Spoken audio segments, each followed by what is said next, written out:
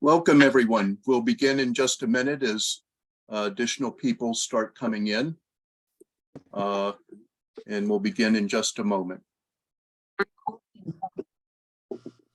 We do ask you that if you could, if you're not muted, to please mute your speaker during the presentation.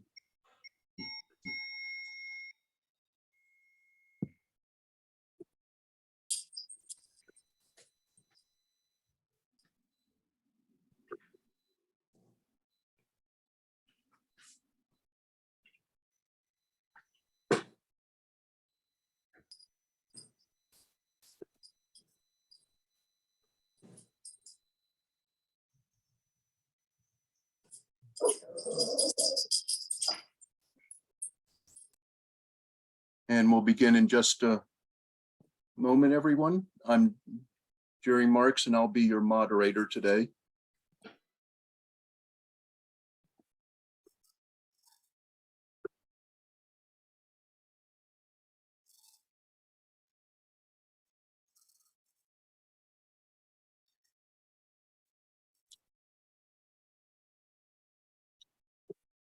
Okay, in the interest of time, I'm going to go ahead and first of all, welcome everyone. Thank you for joining Congregation Shiradash and for your interest in the film Pandora's Promise. I'm Jerry Marks, and as I said, I'll be tonight's moderator.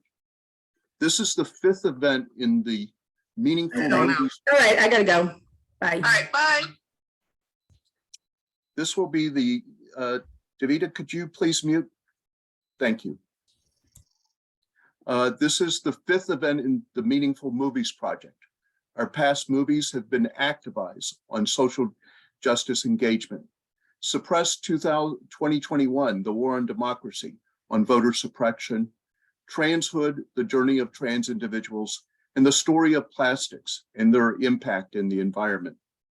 The Meaningful Movies Project supports a network of volunteer-run groups that organize social justice documentary films like the one tonight.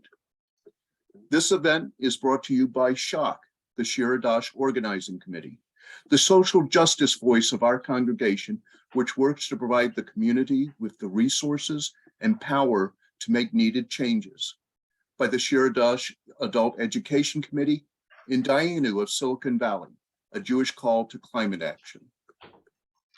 The program is being recorded for those interested but are unable to attend.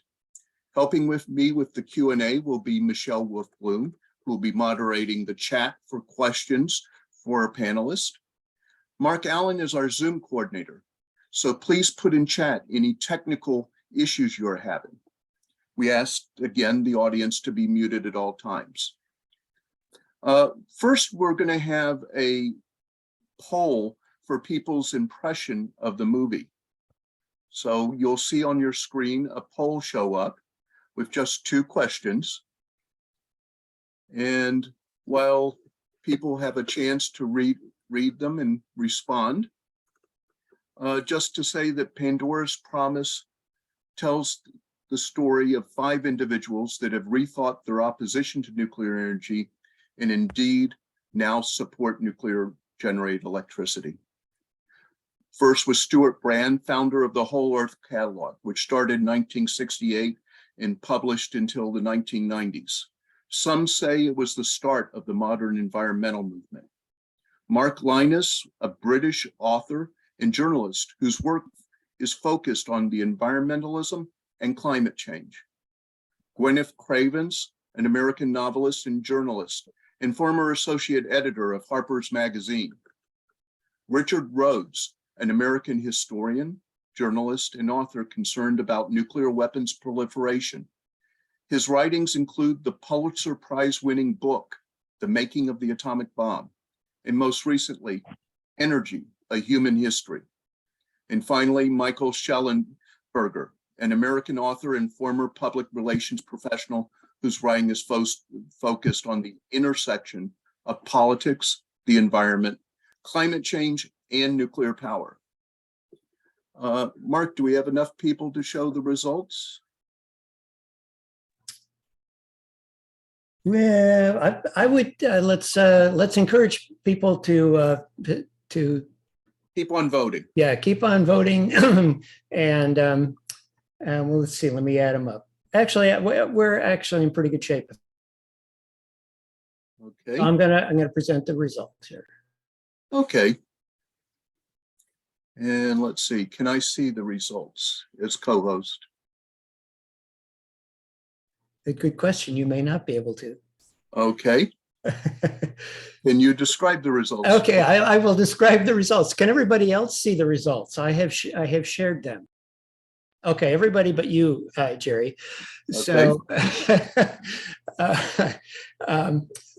people that were on the first question, the before watching, positive 11%, slightly positive 19%, slightly negative 30%, and fully negative 41%. And after the movie, you're muted, Mark. After the movie, it shifted quite a bit, 48% positive, 41% slightly positive, 4% still slightly negative, and 7% negative. Wow. Quite a bit. That is quite a bit impact of the movie. Hopefully this panel discussion will perhaps change those results again. Let me now introduce who the panelists are. We're lucky to have Woody Hastings of the Climate Center.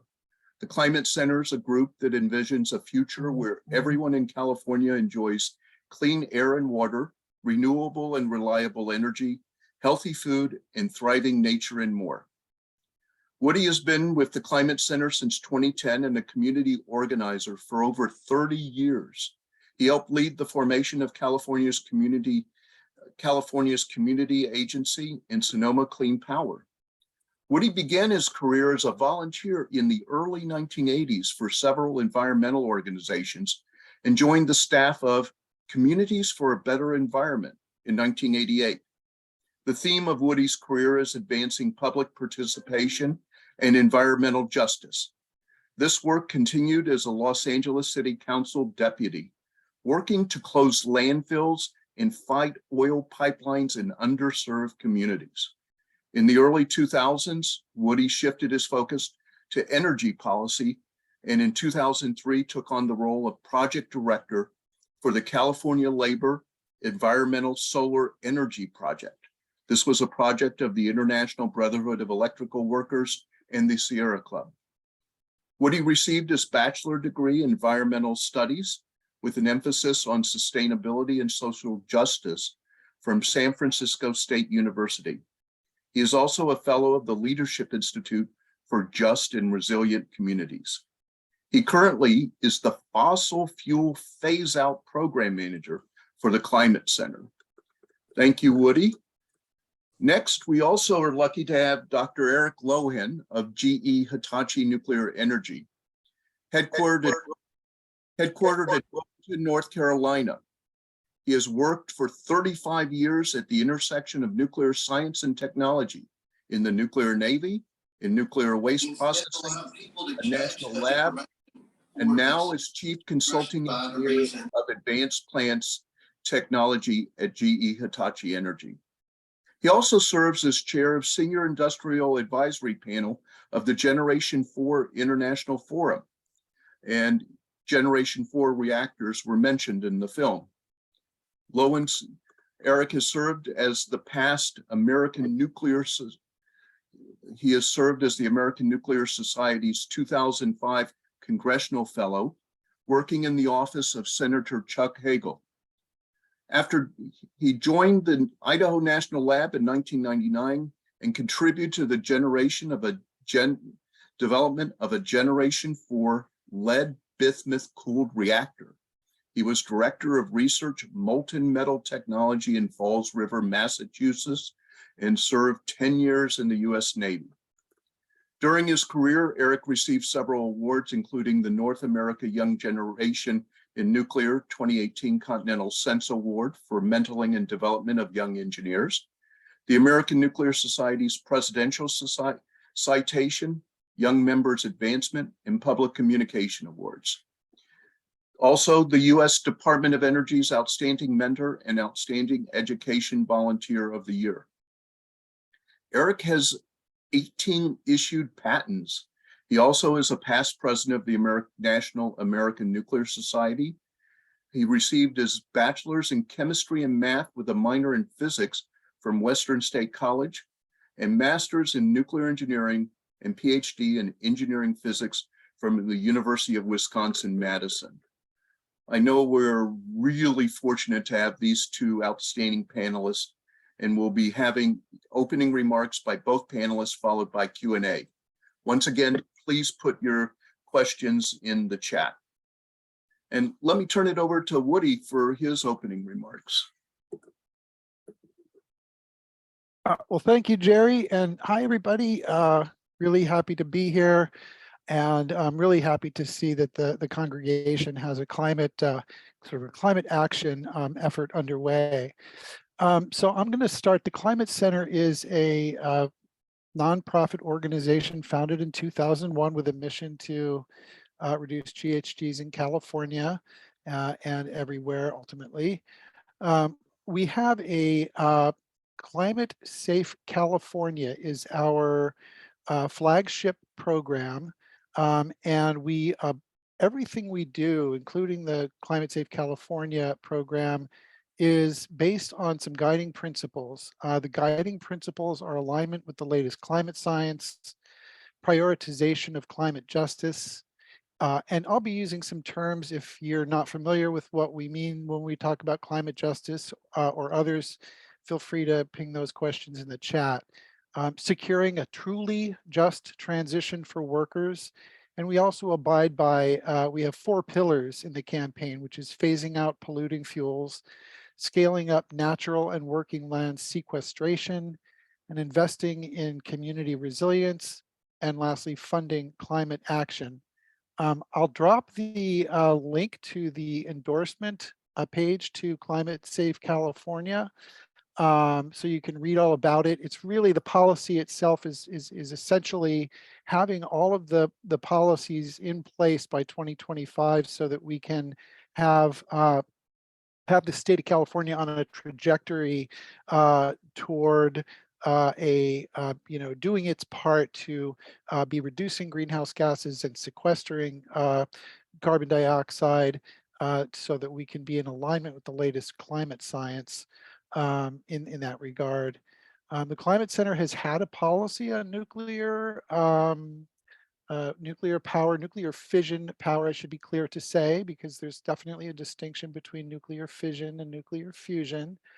And so it's modeled on the Union of Concerned Scientists' longstanding policy that we need to develop good options, but not, and it's, we've modified it a bit for our purposes, but modeled on Union of Concerned Scientists, that we need to develop good options, but not an all of the above strategy to reduce global warming emissions as quickly as possible, and begin by deploying those that achieve the largest reductions most quickly and with the lowest costs and risk. And in our view, nuclear power does not meet these criteria.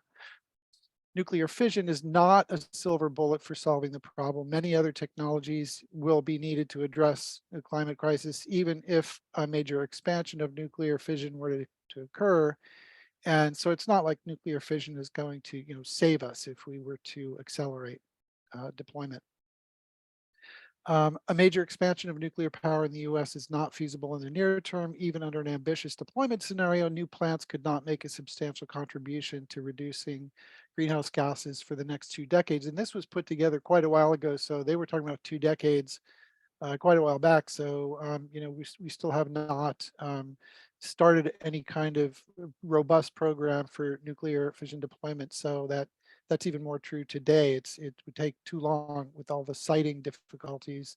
So until longstanding problems regarding the security of nuclear plants from accidents to acts of terrorism are addressed, potential for nuclear power to play a significant role in addressing global warming will be held hostage to the industry's worst performers.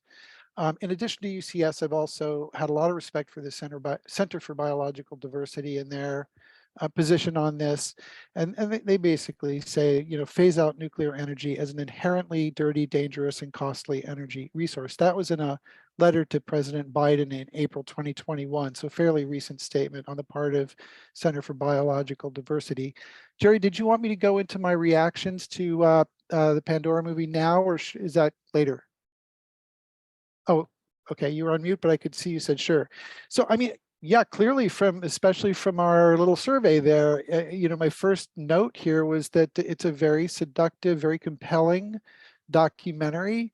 And I think that even so, the problem I would point to is that people are not going to want nuclear power plants deployed near them. Even the small modular nuclear reactors, I think we're going to have ongoing, continued, never-ending, really, issues with people not wanting them in their community. They're what we'd call in land use planning LULUs, locally undesirable land uses. I think that the documentary was a bit overly dismissive of the potential for dangerous levels of radiation release in accidents. And I think that it sort of painted the anti-nuke folks as depicted in the film. I think they were depicted as, sort of silly or alarmist. And so, I don't think it was presenting, really well-reasoned positions from some of the leading thought leaders and analysts out there to sort of really have a apples to apples or even footing for challenging sort of the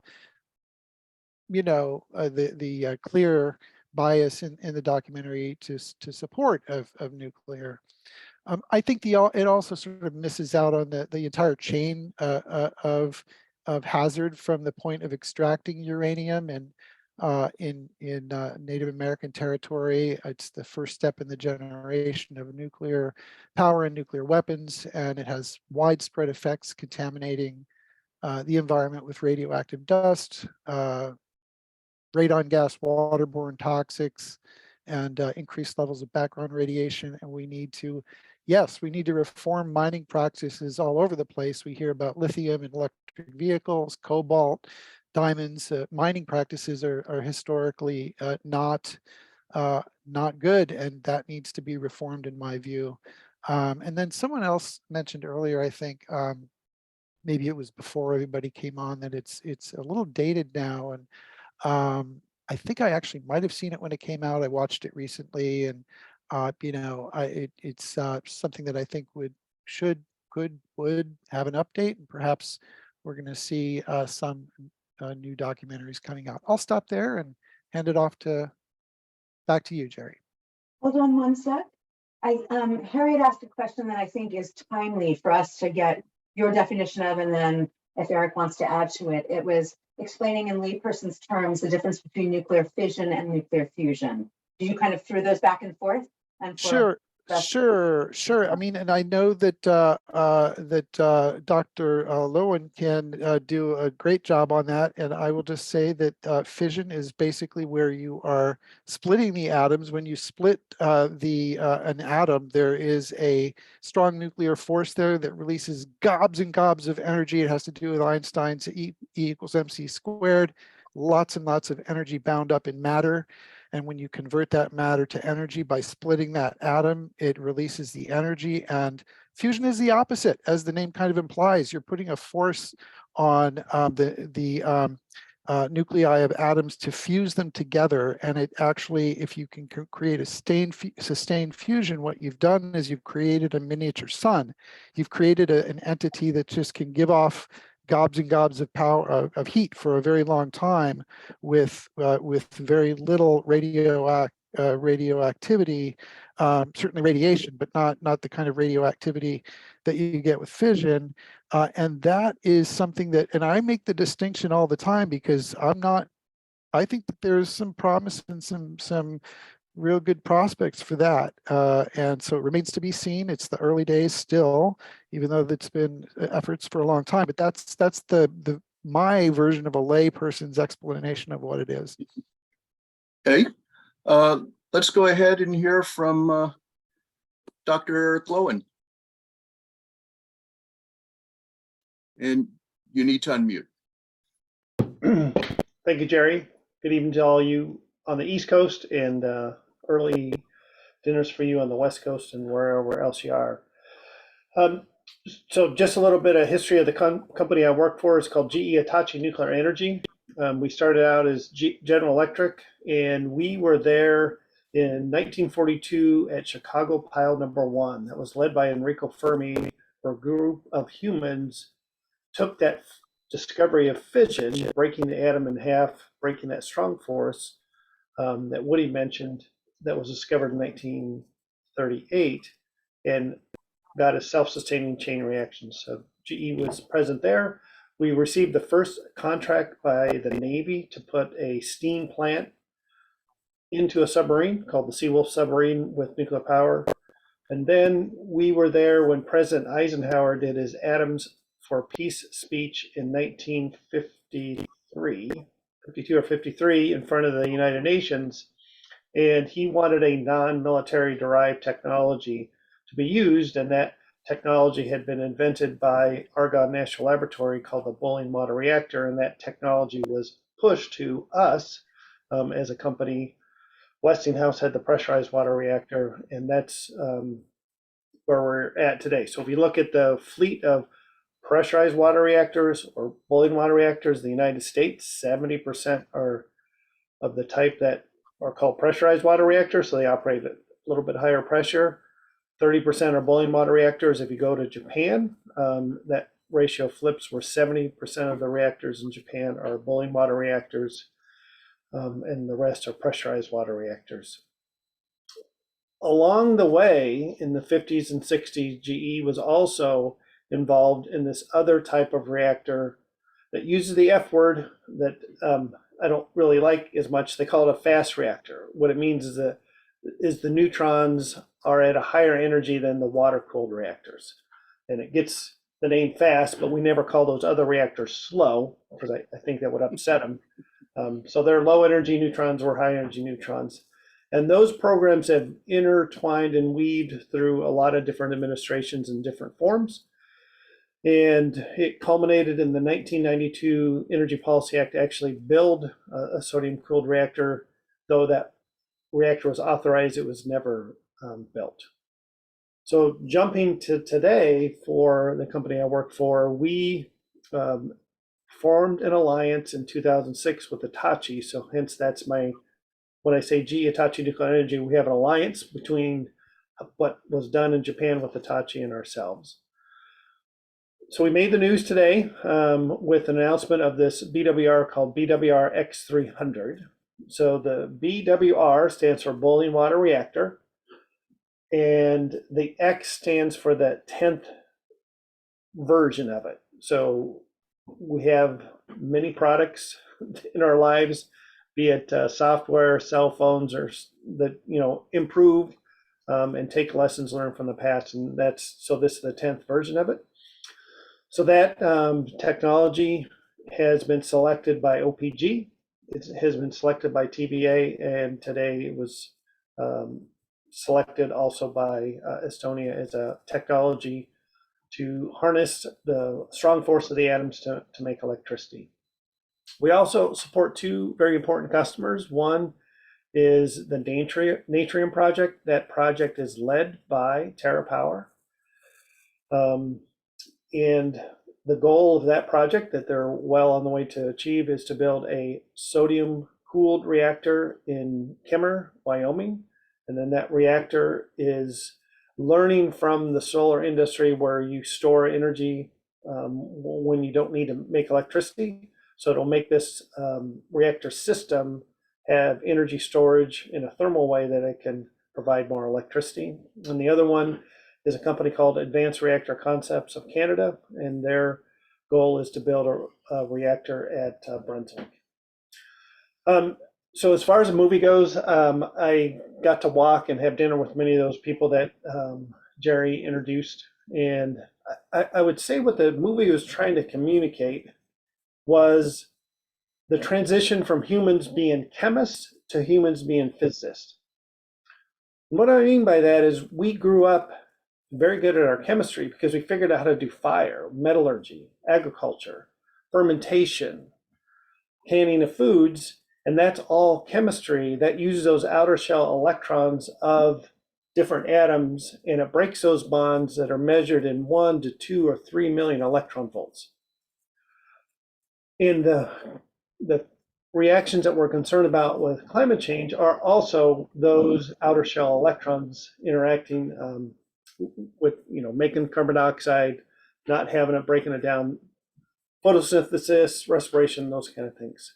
So what happened in 1938 by Hans Strassmann and Lisa Meitner was the center of this atom you can break in half. So you're overcoming these strong forces, and now instead of 1 or 2 electron volts, it's 200 million electron volts. And I think Gwyneth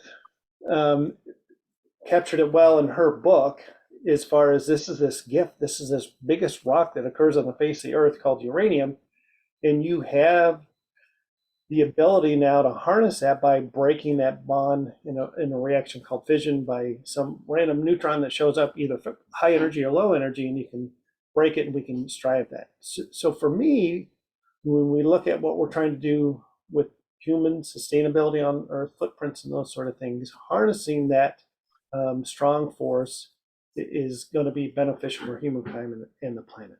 So that I'll turn it over back to Jerry. Okay. Tell you what, Michelle, do we have some questions already? We've got some questions. Yes. So Dr. Lewin, starting with you, there's a question about, is there a gap between the nuclear technology of the 1970s and 3 Mile Island versus today's nuclear designs? For example, the small modular reactors. There is a gap and there's an improvement gap. So in the old days, we called the plants active safety, where you had backup systems to the backup systems. And now we use a term that I don't like either very much. We call it passive, which, if you have a passive football team on Sunday, you're not going to win the Super Bowl. So I like to think of passive of using physics. So what they're trying to do is not be protected by fancy gadgets and control systems, administrative things. Understand the physics of the system, understand the feedbacks, and use those to be able to make the plants safer. Okay, thank you. Next question, also actually to you, Dr. Lewin. Hold on one sec. Let's see. It is, what makes a nuclear power plant a generation 4 nuclear power plant compared to past designs, and what was Fukushima?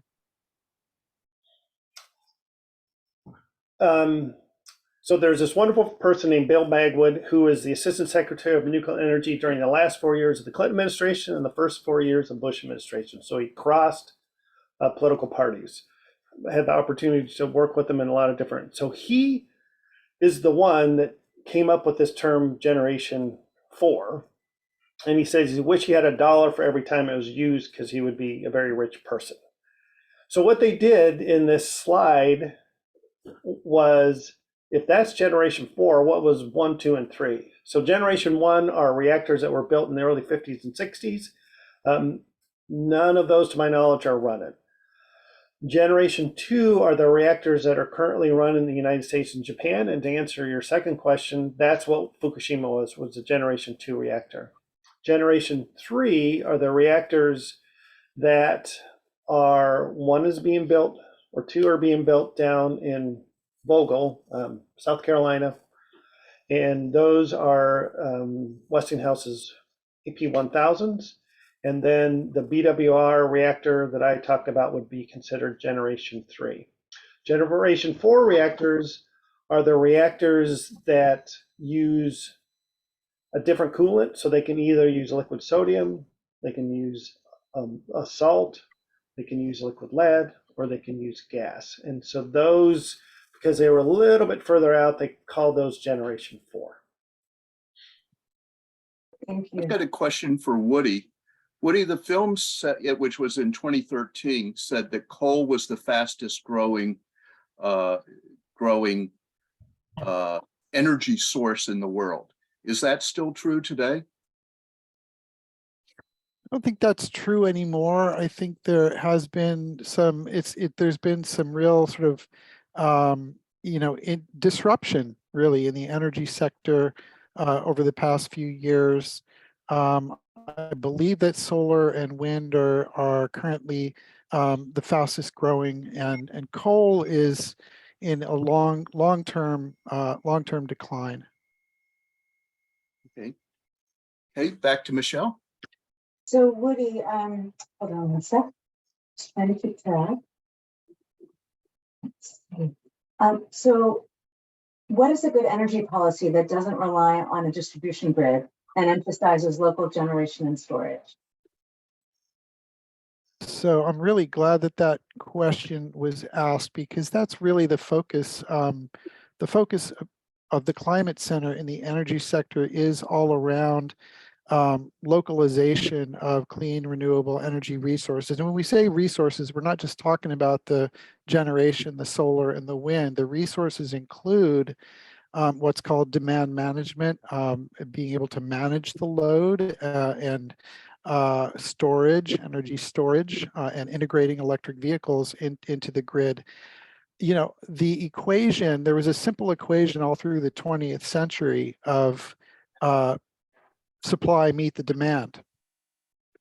And we had rapid growth throughout the 20th century. And there was just this ever increasing need to meet that demand. What we're seeing here in the 21st century with both the new technologies, solar and wind, and their variability, the ability now with technologies that enable us, control technologies, to manage the grid in such a way that we can have supply, we can have demand meet supply, meaning that we can have something called, the terms we use is automated load management, which, you know, we've all gotten, if you're in California at any rate, you've gotten these flex alerts when there's a peak demand on the grid.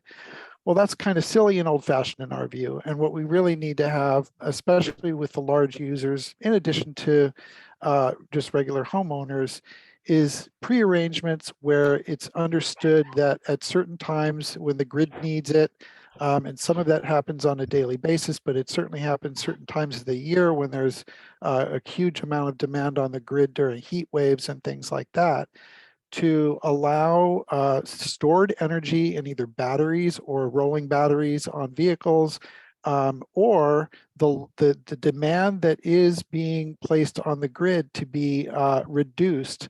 And there's a lot of excess, what we call capacity, an ability to reduce that load to meet the supply, right?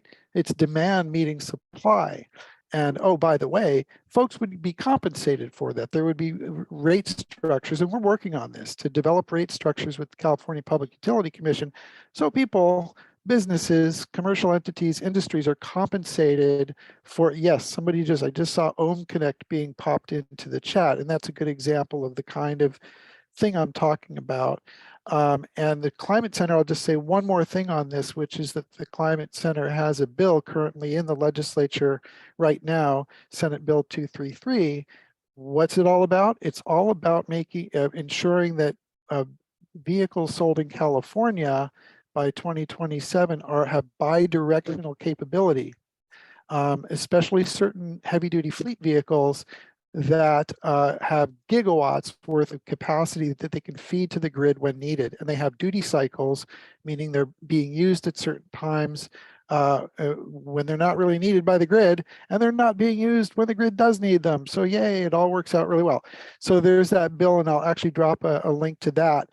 So that's a big theme of what we do. It's localization and it's communities, and that was what community choice aggregation in my my bio that Jerry read earlier was all about. Spent 10 years of my life on that project. And so it's all about energy localization, which is a real important thing to do in our view.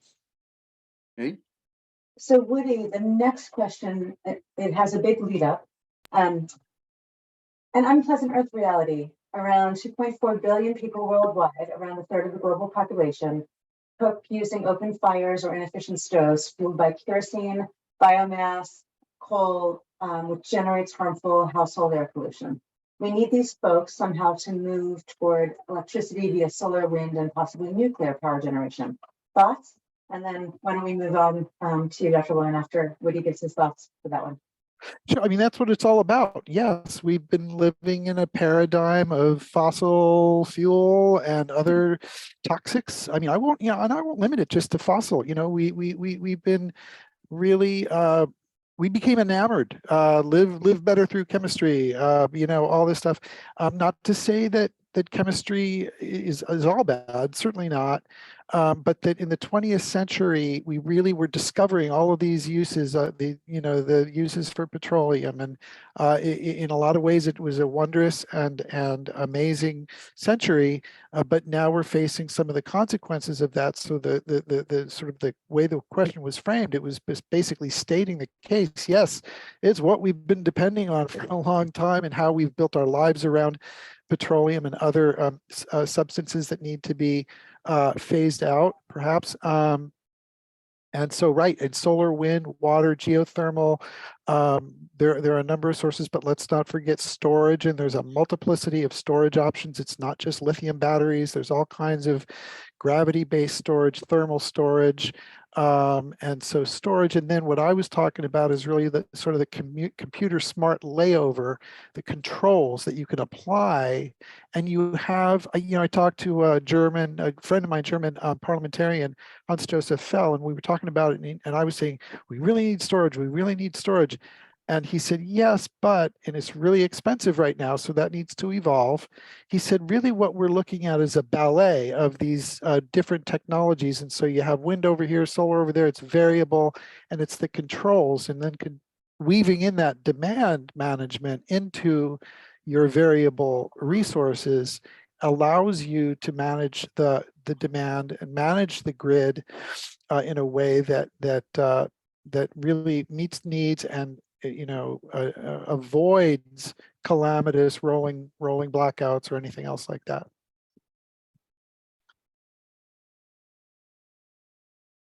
Thank you.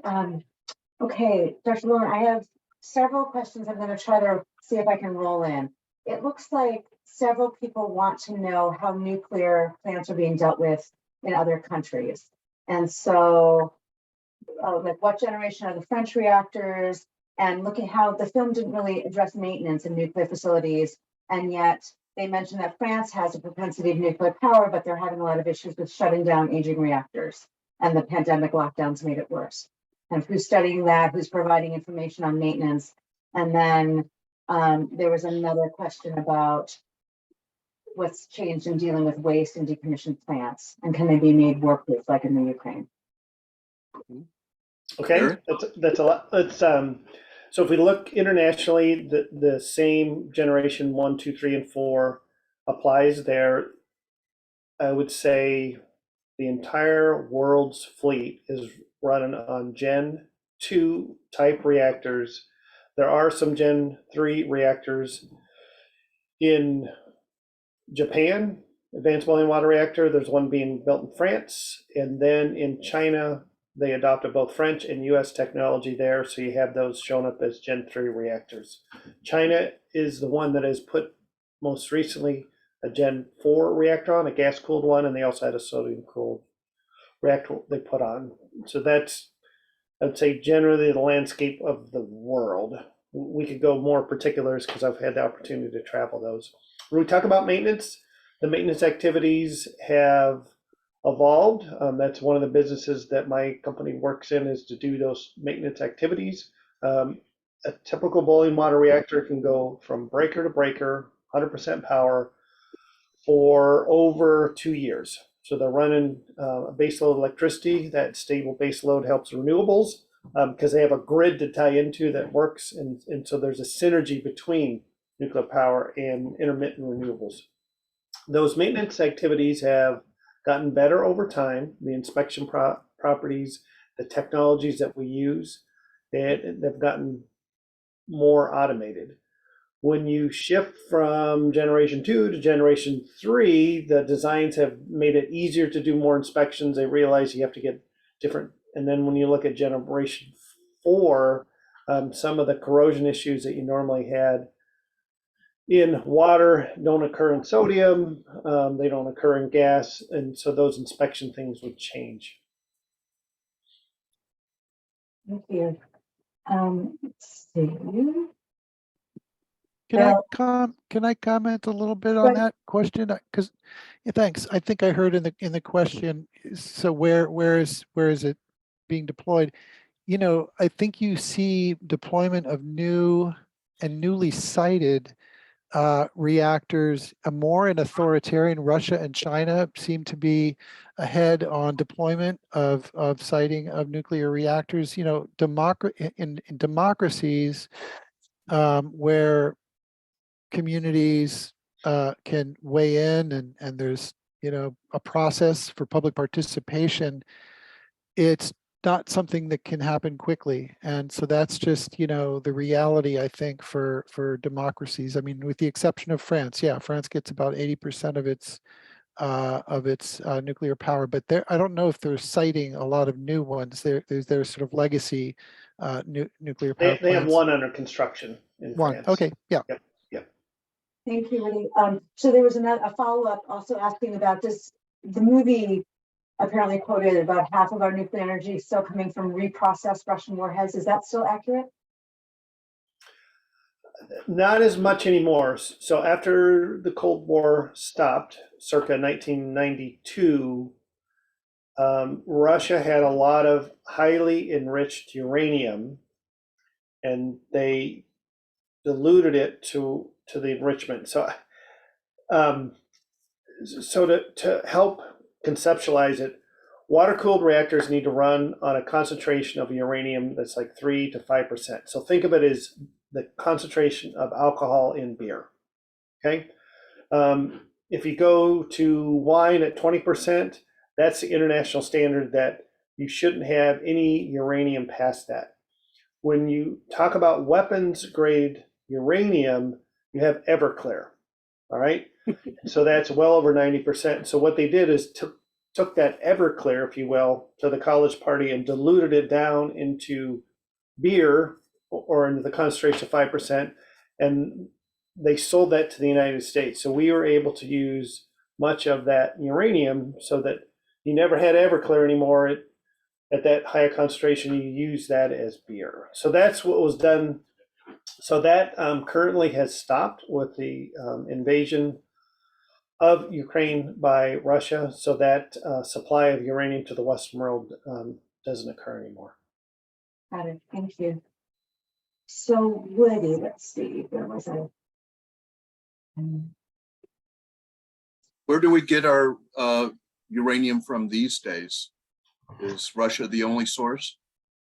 So there's a difference between where you get the stuff you dig out of the ground and compared to this stuff called enrichment on the different concentrations. So the big producers in the world are Canada, Australia, United States does a little bit in Nebraska, some in Wyoming. Where I went to college, we had a uranium mill that was closed down where I went in Gunnison, Colorado. And to what Woody said, there was uranium mines on Native American land, also in the United States. The Eastern Europe does have uranium mines, so you have uranium is pretty well dispersed across the globe. That I wouldn't say one country has the total supply of it.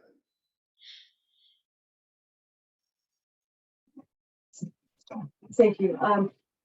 So Woody, let's see. I wanted to ask you how battery technology is evolving to be able to store electricity from solar, wind, and nuclear. So this is a question. How's it evolving? Again, as I mentioned earlier, there's a multiplicity of energy storage methods.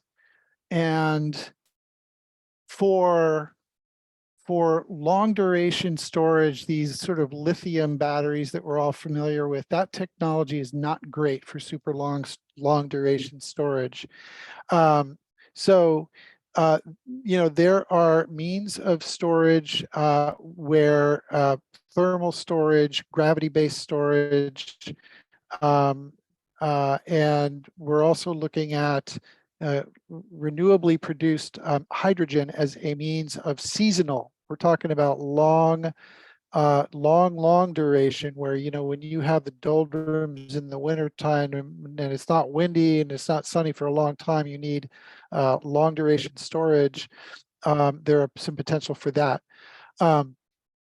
And so I would say that in general, the trend that we're seeing with all battery technology, chemical battery technologies, and a certain kind of battery called flow batteries, that the technology is improving, the variety of batteries is increasing, and the costs are coming down. So it's all sort of trending in the right direction, and the storage world is sort of all trending in the right direction to be able to really have options, more options for storage, practical, affordable, all the way down to the homeowner level. And you're seeing that with, things like Tesla Powerwall. It's super expensive right now, but we're seeing that trend in cost coming down. Thank you. So that was I'll just say once again, the trend coming down, because you do get these, bumps and ripples and supply chain disruptions and that kind of thing. And so it's not smooth, right? And Woody, if you want to continue, what's the update on development of nuclear power generation in our state, in California? So in California, we have one commercial nuclear power plant still operating. That's the Diablo Canyon Power Plant that's in the Central Coast part of the state near San Luis Obispo. There are no current plans to build another commercial nuclear power plant in the state of California. In fact, the Diablo Canyon Power Plant was slated to close in 2024 and 2025. There's 2 units there. And there had been a deal to close that. It's over 40 years old now, close that power plant down. And recently, the governor led an effort to extend the life of that nuclear power plant to 2030. So it's now slated to close in 2030. And again, no plans for any nuclear power plants in California beyond that. The state has a very robust sort of set of campaigns, set of policies and regulations in order to achieve its climate goals, and it's based on solar, wind, geothermal, bioenergy. I'm not a super strong proponent of bioenergy, but it is a multiplicity of these generation sources. Then, as I mentioned, all these other technologies and abilities to control the load and to store energy. That's the sort of recipe currently, and nuclear is not a big part of that. I believe there's a law in California that prevents any new nuclear plants until the governor certifies there is a waste disposal technology available. So that's part of the reason there is no nuclear plants in California. There was a question, right, just about that in terms of if we're shutting down plants, what are the ways to actually deal with the waste and how to dispose of it safely? Let's see. Eric. I'm scrolling. It's on here somewhere, but okay, Eric, go ahead. So on the waste from the generation 2 and generation 3 reactors is this used or spent fuel. You can pick the term you want to use. Typically on a mass basis, 1% of it are atoms bigger than uranium, neptunium, plutonium, americium, and deuterium. So those 1% could be harvested, and they could be used in what we would call generation 4 reactor if you so chose to set up a chemistry set to be able to do that. What was passed in 1983 82, the Waste Policy Act was to study different places. 1987, as a country, we down selected the state of Nevada. And then there was a studies that was done on Yucca Ridge. And during the Obama administration, that option was stopped. So right now, the used fuel of all the reactors in the United States is typically stranded on the sites. That waste is in large concrete silos that's cooled by physics, natural air circulation. Those are safe, and we can decide to use that as an energy resource, or we can safely store that in a underground repository. You would need to pick the place to do that. So that's the current state of affairs. It summarized a lot of history. If you have more details, I could share those with you. What do other countries do for waste disposal? France is the most active one, where they take that used fuel. They go after that 1% of atoms bigger than uranium. They put that into fuel. So they mix plutonium and uranium together. So they're clever. They mix, and so they call it MOX, mixed oxide. So that's the term they use, and they use that back in their water-cooled reactors. The waste stream they get out is a vitrified glass. That glass is placed in stainless steel containers. I've walked on top of the facility in France, in that the heat that's generated from the radioactive decay is removed by natural air circulation underneath the vault. So that's how they do it. The United Kingdom is down a similar path at Sellafield. They're still running their chemistry set for their fuel. Japan was going to start up a facility at Wakashimuro. When Fukushima occurred, those plans got put on hold. The United States was doing it commercially until President Ford and Carter put a suspension on it. So the three commercial entities that had places in New York and Illinois and South Carolina stopped. So the United States hasn't done anything commercially. Eric, if you can speak to what was your thought in terms of Woody's comments about the movie kind of understating the risks and overstating the feasibility of next generation nuclear power? I thought it was balanced, but I'm a nuclear engineer. I've been doing nuclear power since I'm 20 years old. So for me, having walked with Stuart, having walked with Gwyneth, to see their transformation, to see that they wanted to do physics rather than chemistry and see the benefit of it, I thought they did a reasonable. That movie was produced and ready to go on the street in 2011. And because of Fukushima, they pulled it back and realized we needed to do more. So that's where you saw those clips of we're flying an airplane, our Geiger counter reads this, we fly to Brazil, our Geiger counter reads this on the thing. So they are trying to, I thought they tried to do a good job of trying to show this.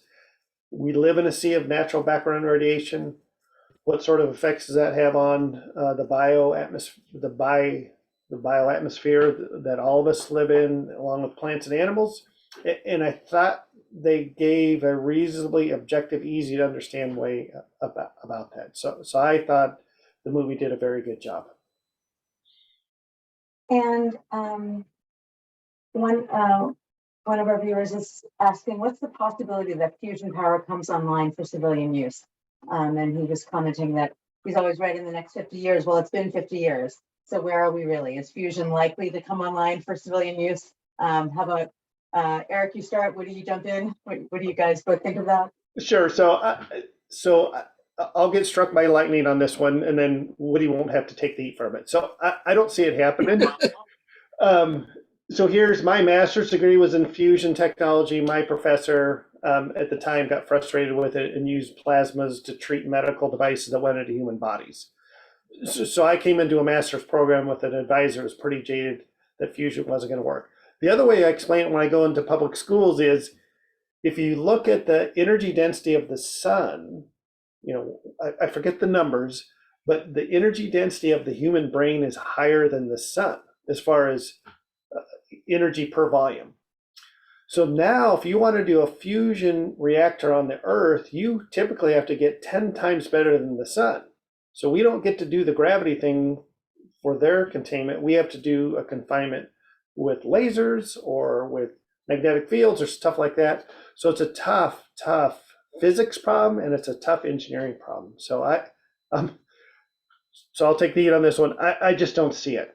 So that's why I'm a fission proponent. Yeah, well, you're not going to get heat from me. I mean, I agree with everything that you just said.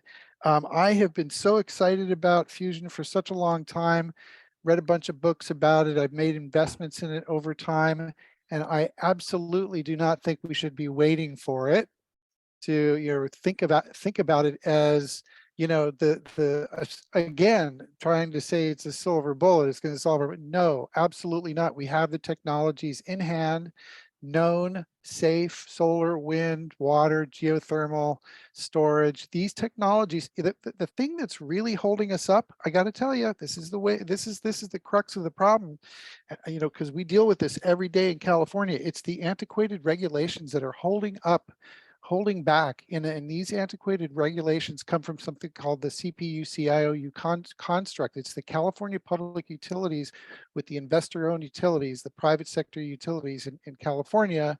It's Pacific Gas and Electric, Southern California Edison, and San Diego Gas and Electric. And we've got a captured agency, the California Public Utilities Commission, and daily we see obstruction to common sense regulations that would enable homeowners and businesses and parking lots and you know, all kinds of places to be able to deploy solar, but the regulations hold it up. And there's a multiplicity of deployment models that could be adopted and enacted, but they're not, because we've got that obstruction. So we don't need new technology. We have the technologies. We need better rules, that have bearing on the deployment of these known safe technologies. And we would be so much further ahead if we could get the 20th century cobwebs out of the picture. Michelle, you're muted. Sorry. Thank you. And I think along the same lines, Woody, when someone was asking, basically, if the two of you think, does energy generation require large generation installations and grids distributing to users? Because it seems like the grids are a source of a lot of the problem. And is there any effort to actually change public policy to create users into gridless local generators? And would that help with some of these problems?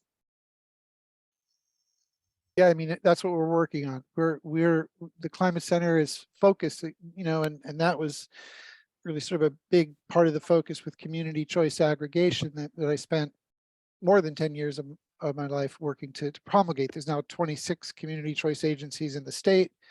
And that represents over 200 cities, about half the counties in the state, 15 million customers in the state.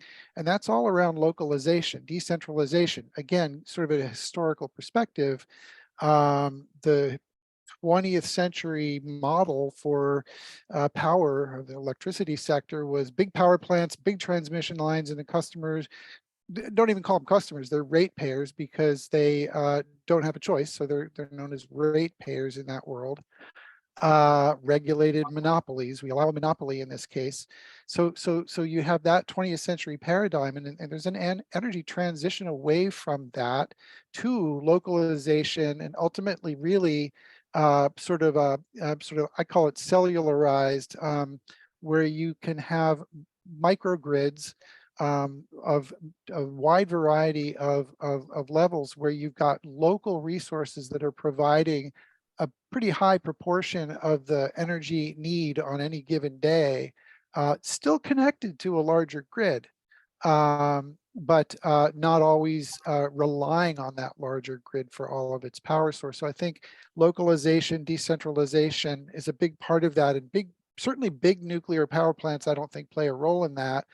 And I mean, the small ones are another question, but you know, in my understanding, you're really sort of just that if that kind of deployment model were to come to reality, you know, we would really just have a far more sort of distributed, decentralized radioactive waste problem. So anyway, maybe I went a little off the question there, but I'll hand it back. Thanks. So I guess there's some questions about, could we ever get past the American, maybe more worldwide view that nuclear power is so dangerous? That the movie might have talked about how radioactivity is all around us, the human body can deal with a lot of it, that the actual statistics of deaths from excessive radiation are much lower than what has kind of been out there in the common literature. Is there a way to actually get past that? And do you see that happening? Why don't we start with you, Eric? Like, can we make nuclear power actually feasible and acceptable, certainly to American citizenry? So nuclear power is feasible. We understand how to fission. We understand how to control it. We have technology solutions for either long-term storage or to use it in reactors that have high energy neutrons. When you look at technologies, when they first come out, they're feared, misunderstood, and overregulated. And if you happen to go through Nebraska, there's this particular museum that has the very first bathtub that was used in the United States.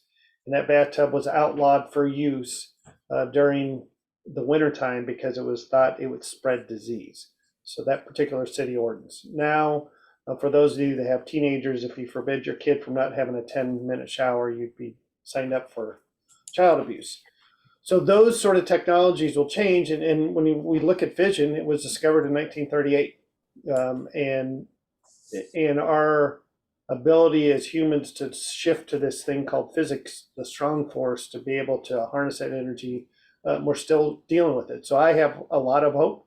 When I see Gwyneth and Stuart Brand and those sort of people seeing the beauty of it, it's the passion that I've had since I've been 20 years old with the technologies. So I'm hopeful that we'll continue to slowly adopt this technology because it turns us from chemists into physics, and it's a very abundant power supply for the United States and for the world. And I think part of the question, it's really changing public perception. And is that even feasible in this country? But I understand your point about the bathtub. So Woody, do you have some comments about that as well in terms of how likely it is? Sure. I mean, I just think this is the place where we would just have to agree to disagree. I mean, I don't think I don't agree with the premise that we should get over it. Because I think that the proliferation of nuclear fission power does present hazards and presents public health threats. And, there are reasons why there are military deployed at nuclear power plants to defend them against terrorism when accidents. Yeah, we're swimming in soup, radioactive soup. That point was made very clearly that, hey, don't worry about it. We're swimming in a chemical soup, in radiation background and all of that.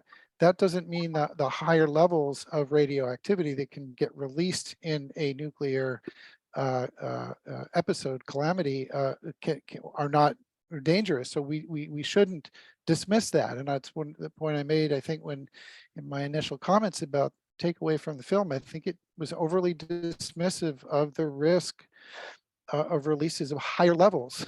When that Geiger counter starts ticking more, that happens too. They weren't showing that a lot, but that happens too. And so I think that it's just wrong to think that we all need to change our view on this because a handful of, I have friends, colleagues, some or people that I just know of, like James Hansen and I know Jigar Shah, respect greatly. They're supportive of expanding nuclear.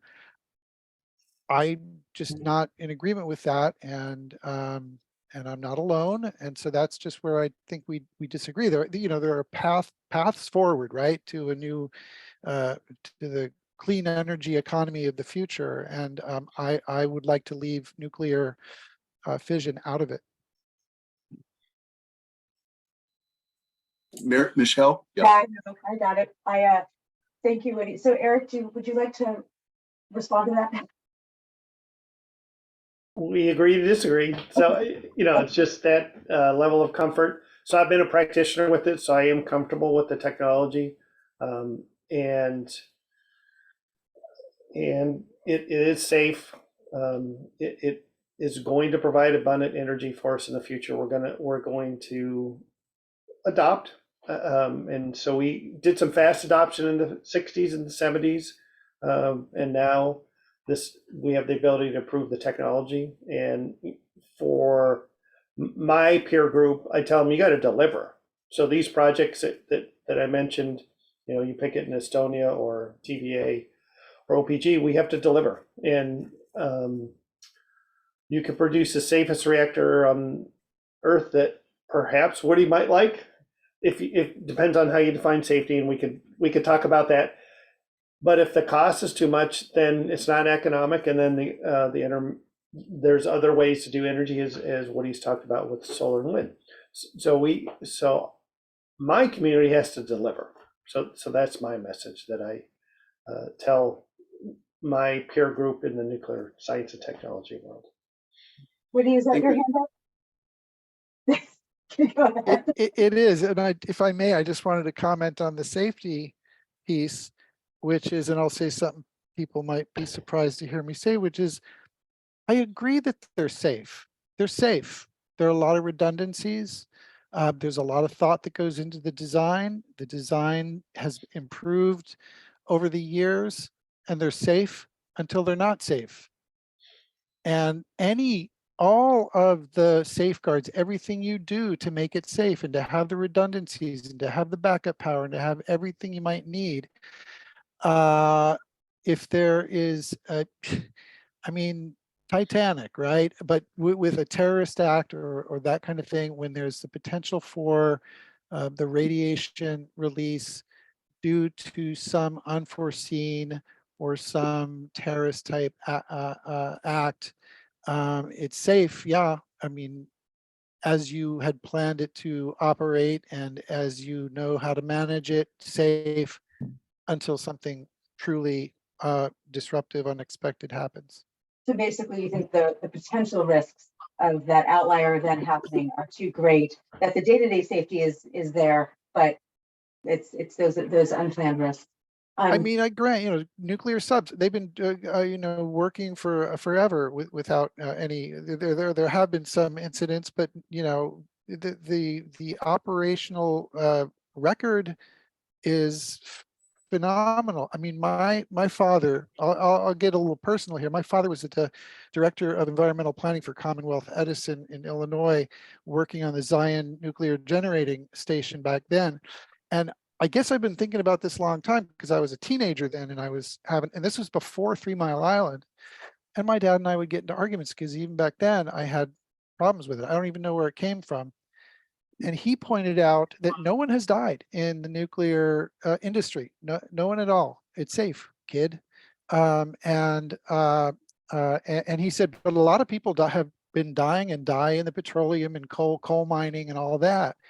And I didn't have anything to say back to that other than I hope I agreed, and that, yeah, no, I don't like coal and coal miners getting miner's lung and all that kind of thing. So anyway, the debate's been going on for a long time in my head, and and it wasn't too long after I had those debates with my dad where 3 Mile Island happened, and I was like, whoa, okay, so there really is some issues here. I think we have time for about one or two more questions. Oh, okay. Well, not everyone who's attending is from California, so there's been a request to speak about the state of Washington and what's going on there in terms of nuclear and power in general. Eric, are there? Yeah. So Washington State has one boiling water reactor that operates in the center of the Hanford Reservation. The production reactors that used to run for the Cold War have been shut down. That's the best I know. I'm sorry, I'm not keeping track of Washington as good as I could. Okay. And then one more other kind of direct question on the spent fuel issue. Is the Yucca Mountain truly dead as a spent fuel repository? Is another question we have. I think so. And the reason why I say that is because the licensing process was stopped. And all their controlled samples that they had to validate their design basis, they turned off the electricity and walked away. So there would be a lot of work to be able to recharacterize the safety case and do all the modeling. So I unfortunately will go on record, my personal opinion that unfortunately I don't think Yucca Ridge will be able to open. That's my understanding too. I read up on a little on it recently, and it sounds like it's just not going to be happening. And so, Woody, I would give you this question kind of, I feel like sums up what we're talking about overall. Is it realistic to ever expect solar, wind, geothermal, etc., to replace fossil fuel use without the addition of nuclear energy as a source of power? Absolutely, I think absolutely it can. And yes, we do need base load. Geothermal is base load. Wind, especially offshore, has a very high what's called capacity factor, which means it's got a lot of uptime. It's humming along, producing power quite often. And then again, with storage and with demand response, automated demand response, I absolutely, and it's not me. I mean, there are several papers and studies. Mark Jacobson here in California at Stanford is one of the big proponents of solar, wind, water, and sort of mapping out how, yes, it can be done, that we don't need nuclear. I mean, nuclear in California is only 9% at best of the supply in the state. So yes, we can do without that. And again, this gets into what's deployable at the speed and scale that we need it deployed. We need to move quickly, and solar, one of the hallmarks of solar is you can slap it on rooftops and parking lots and whatnot really quickly, and you don't have a lot of opposition, and there's really zero sort of hazard to speak of. And we're looking at offshore wind for California with quite a bit of capacity there. So I think yes, the quick answer is yes, I think that's doable. You want to weigh in, Eric? I'd like to see the world transition from chemistry to physics. If we look at the 4 fundamental forces that we have, the first one's gravity. We understand that one. The next one is electromagnetic forces. So we understand electricity and Maxwell's equation. The other 2 is the strong and the weak force. And we have peered into that box, started in 1938, and we understand how to harness it. And so I look forward as future generations learn how to better harness the strong and weak force within the center of the atom. Hey, with that, I know that there's a lot of questions still that went unanswered, but I want to thank Woody Hastings and Eric Lowen for their participation. Before you go, there's still a few things. SHOC beside one is that we'd like to have a Q&A to see how the panel, how people feel after the panel discussion. So Mark, you could, is it up? It's up. It's up. Good. We have learned a lot, and I just wanted to say that SHOC, besides the Meaningful Movie series, has done work in immigrant rights, nonpartisan voter engagement, gun safety, preventing the response to anti-Semitism and hate in general, and has a very active sustainability subcommittee. If you're interested, please see the contact information in the chat that we're going to put up in just a moment. I'd like to thank Mark Allen as the Zoom coordinator extraordinaire, and Michelle Wolf-Bloom for doing a phenomenal job with leading the Q&A. Also, kudos to Harriet Wolf and Linda Allen for their invaluable help, as well as the Temple office with Shonda and Shadha for helping with registration and publicity. And I just wanted to say that this has been a lively discussion, and sometimes to agree to disagree, but I hope you found this educational on both sides, and look forward to y'all joining SHOC in more of our activities. Do we have any results, or is it too soon? People are discovering that there's questions 3 and 4.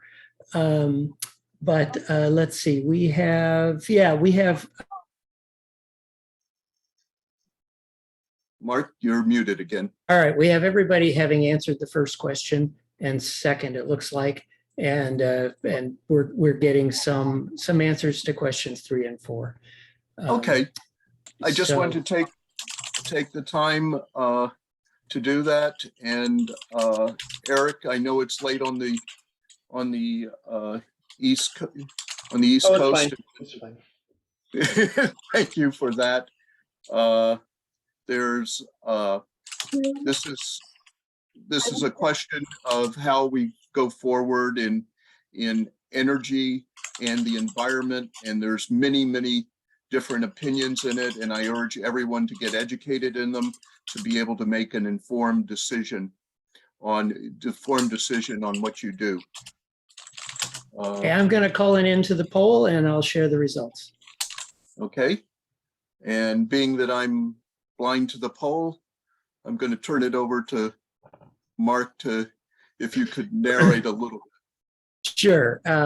So the first one, before the panel discussion, what was your impression of nuclear energy? We had 40% positive, 28% slightly positive. So these are the leftovers from the movie. 12% slightly negative and 20% negative.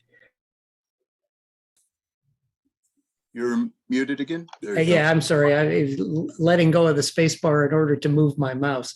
After the panel discussion, actually, I would say much the same. 33% positive, 46% slightly positive, 4% slightly negative, and 17% negative. I will let me.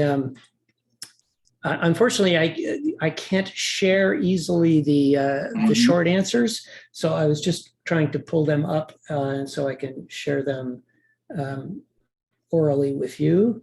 But my web page seems to be fairly slow in filling itself out.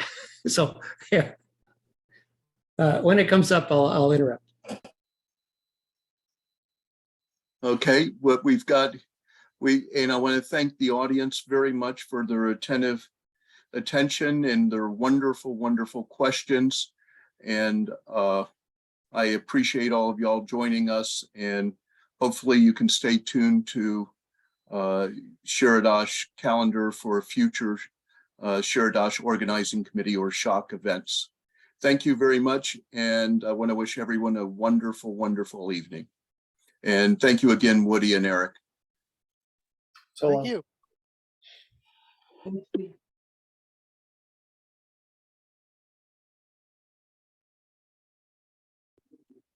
And Mark, you can end the recording if you want.